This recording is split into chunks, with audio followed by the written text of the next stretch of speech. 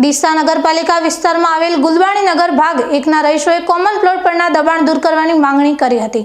બીજી તરફ ફિરેમ પાર્કના રહીશોએ તેમના વિસ્તારમાં બની રહેલા ગેરકાયદેસર ગોડાઉનને અટકાવવા માટે નગરપાલિકામાં રજૂઆત કરી હતી। ગુલબાણી નગર ભાગ 1માં ગટરના પાસેના કોમન પ્લોટ પર થયેલા દબાણને દૂર કરવા માટે નગરપાલિકા દ્વારા નોટિસ આપવામાં આવી હતી।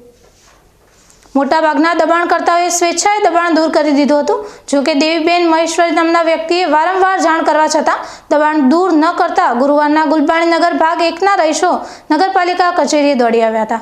તેમણે ઓફિસર ગૌરાંગ પટેલને લેખિતમાં રજૂઆત કરી હતી કે અન્ય લોકોએ કોમન પ્લોટમાંથી દબાણ દૂર કર્યું છે, પરંતુ દેવીબેન મહેશ્વરીએ કોમન પ્લોટની જમીનમાં 5 ફૂટ જેટલું દબાણ કર્યું છે, જે હજુ દૂર કરવામાં આવ્યું નથી।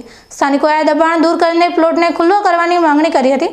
સ્થાનિકોએ જણાવ્યું હતું કે કોમન પ્લોટનું દબાણ દૂર થાય તો સોસાયટીના રહીશોને સારા નરસા પ્રસંગો સોસાયટીમાં જ ઉજવવાની સુવિધા મળી શકે અને પાર્ટી પ્લોટ કે ભાડે વાડી રાખવાની જરૂર ન પડે।